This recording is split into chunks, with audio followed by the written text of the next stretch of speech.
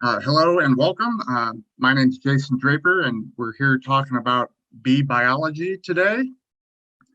Um, I'm from the Stark County Beekeepers, and I'm just going to talk a little bit about bee biology. For myself, I'm a hobbyist, and one of the things I really enjoy is how these critters live and how they interact with each other. And that's what keeps me interested. The honey got me started, but the life cycle of bees is what keeps me interested. We're talking about biology today because that's an important aspect for all the other things you're going to learn about inspecting hives and how to maximize honey and how to deal with disease and everything else. A little background of biology is pretty helpful to get moving forward with the rest of that. So starting off with the real basics here, what is a honeybee? Well, a honeybee is not a bumblebee, a hornet, a yellow jacket, a wasp, or any of these other critters. In fact, yellow jackets are a hornet, actually. They're not even in the bee family at all, even though they visually look pretty similar to people. People often confuse them and think about bees as being aggressive and being stung by a bee.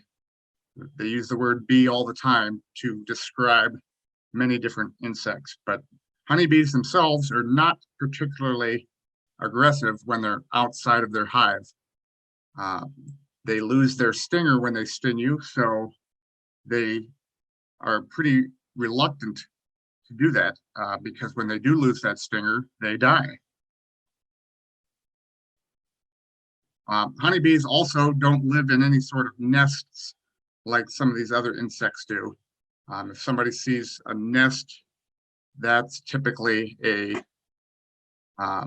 yellow jackets or hornets, or in the ground, those are also not honeybees. Honeybees live in existing cavities, typically, whether that's a tree or the eaves of your house or some other cavity. So, like I said, a hive of bees, they live in a colony. You don't see bees just living a single bee by itself. They need a certain size population of a few hundred, couple thousand bees in order to maintain their existence. We call them eusocial. That's EU social, meaning that they're completely and entirely social insects. This also means that there's only one bee, one animal inside their colony that's actually reproducing, and then the rest of the animals assist with that. So there's a lot going on inside a colony. There's typically three different genders, castes, if you will. The worker and the queen, those are both female. And then the drone, which is a male bee. And we're going to talk pretty in-depthly about each of these different castes here through the next few slides. So again, here, the worker, the drone, and the queen. You can tell that they're significantly different. The queen being a much longer bee, the drone being larger around, and the worker bee being the smallest bee. Now, we're going to just spend just a short time here talking about genetics because I'm not an expert in that, but it's something to be aware of. That female bees have two sets of chromosomes, and the male bees only have one set. And that means, and that's how they distinguish between the males and the females. And we'll talk a little bit more about how the female lays different eggs, but it's basically that a fertilized egg becomes a female and a non-fertilized egg is a male. We call that haploid, meaning that they don't have two sets of chromosomes, and diploids, which are the females.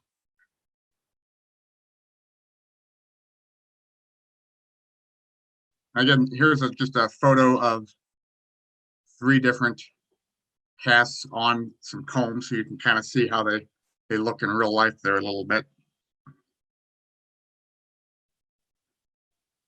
So first, we're going to talk about the worker bee. Worker bees make up the vast majority of the population of the hive, 90+%. They're female again. They're immature females. They do sting. They don't mate. They don't do any of the egg laying. And they typically live for about 6 weeks.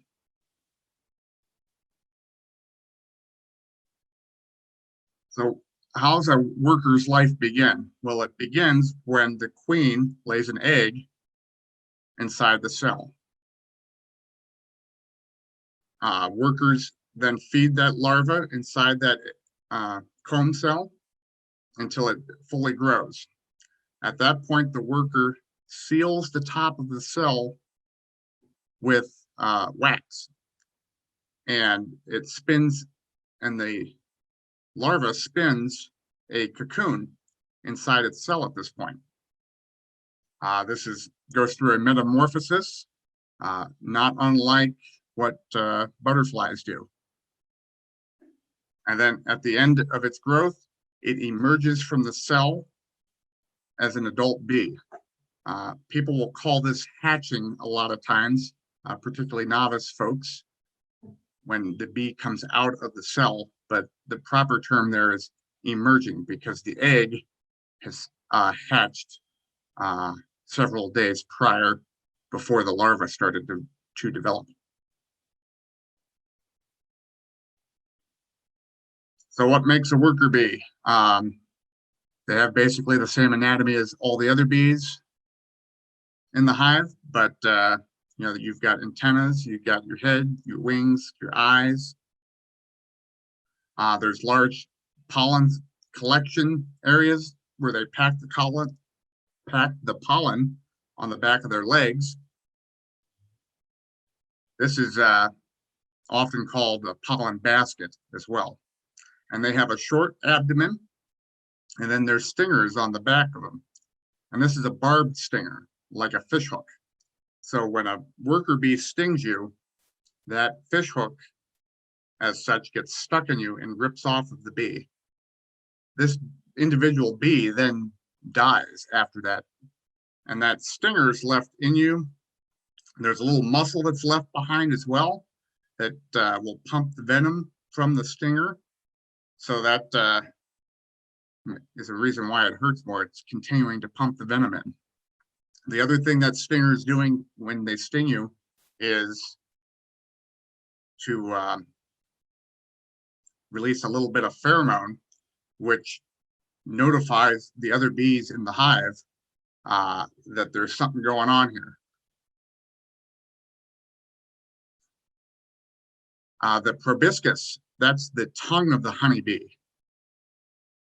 It's basically a long, hollow tube, and that reaches down into a flower to suck up the nectar, and then they can bring that back to the hive. Now, a honeybee's tongue is not as long as some other pollinating insects. So if you're planting any flowers or looking for food sources for honeybees, kind of pay attention to that, because some flowers, the nectar is down too far and the honeybee tongue cannot get to it. So what do worker bees do? They're nurse bees. They're taking care of the other bees, the larvae inside the hive. They'll work on sealing the honey. They'll feed the drone bees. Some of them are taking care of the queen. There's a lot of different jobs within the hive that have to be done at any given time. So what does a honeybee do, and when do they do it? That's kind of determined by how old they are. but this can vary. So typically, a honeybee, after it emerges from the cell, will clean up its own cell, and it will work to keep clean the neighboring cells and keep brood warm. After about 3 to 5 days, it's old enough to where it's feeding the other larvae that are developing still. Then they tend to nurse bees. And this is, again, they're producing royal jelly, which is a very nutritious extract. It's a lot of vitamins, honey, proteins that they feed to the developing bees. After this, they're producing wax typically, so they can build new comb. And it takes about till their 18th day or so to where they're actually starting to fly and collect honey. And this can vary. You know, if you have some older bees, for whatever reason, the queen hasn't been laying eggs for a little bit, they can go back and produce wax, but this is not typical, and it's not, they don't produce as much. So, you know, younger bees produce more wax than older bees.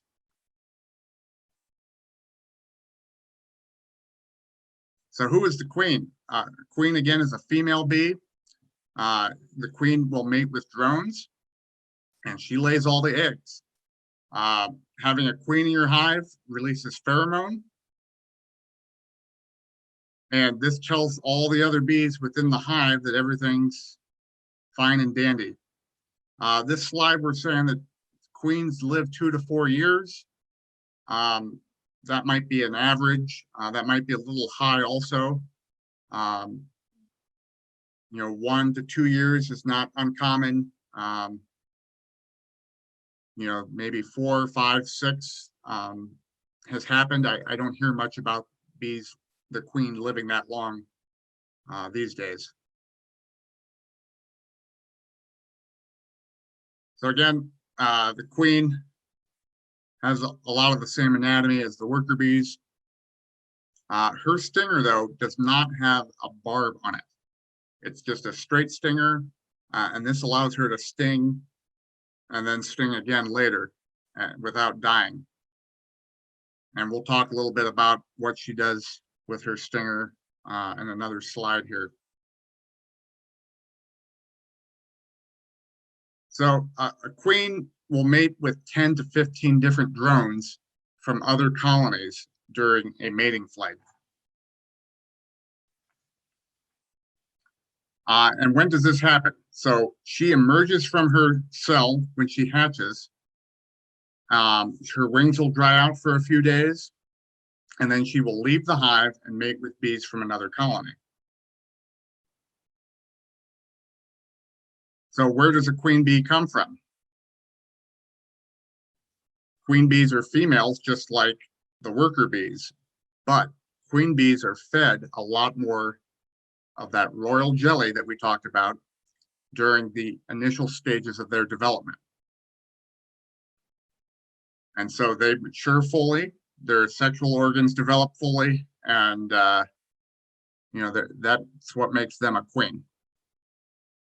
So why don't all the bees become queens? And how do they determine this? Well, because she has this pheromone that she secretes throughout the hive, that suppresses the workers from overfeeding all the developing larvae. When they know that the queen has left, or that the queen, something's wrong with her, or that they want to swarm or some other conditions, then they will develop several cells into queen cells.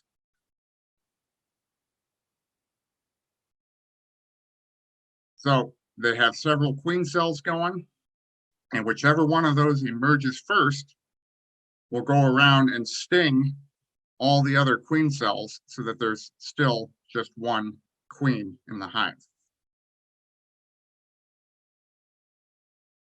So after she gets mated, she makes it back to the hive.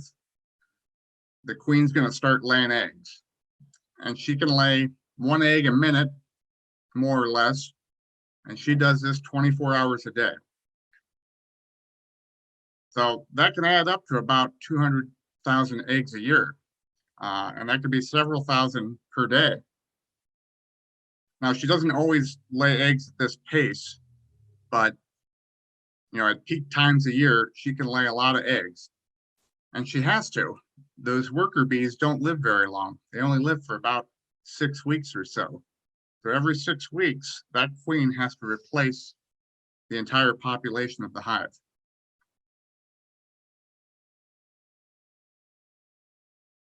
Now here's a picture of the queen being fed, being attended to by the workers.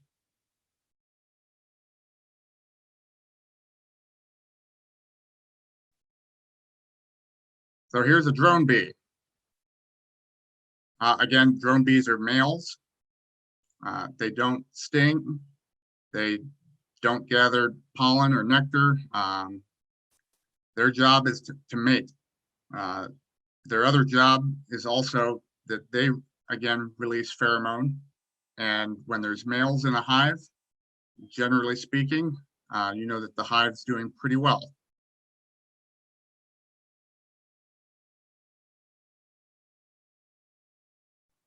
Again, here's a drone on the comb.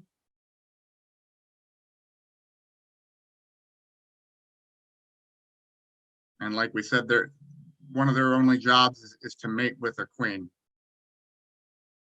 And again, they don't have a stinger, but after they mate, they lose their endophallus, and then that bee dies. That also serves to kind of plug the queen up temporarily in order to spread this particular drone's genetics and kind of make it more difficult for other drones.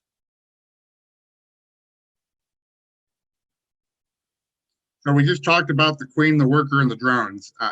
And this chart here, if there's one that you saved from this presentation, this is probably a pretty good one to keep. It takes 3 days until any egg actually hatches out. And then it's a larva for several days, capped cell for several days. It goes into the pupa state. And then the date that it emerges from the cell. Note that the queens emerge pretty quickly, whereas drones take a few extra days. This is kind of an important thing to keep in the back of your head, that when you get a new package of bees, or if you collect a swarm or whatever else, it's going to be 21 days before you have any new bees. And during that time period, the older bees that are in that hive are kind of dying off. So you're going to see a decline in population for a little bit. And it's also important that you know that there's some new bees coming. So when they talk about inspections, you're going to be looking for these eggs and these larvae. That way, a week or 2 or 3 from now, you have bees.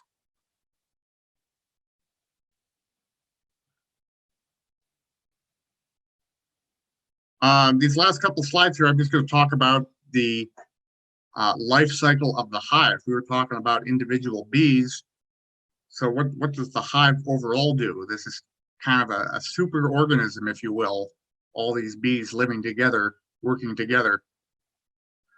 So early in the spring, you have a pretty small colony that made it through winter, or if you bought a package, you've gotten a relatively bees.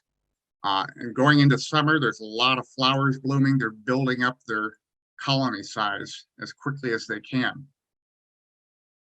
And, getting more and more bees until maybe May or June. It depends when, but the hive ends up being pretty full.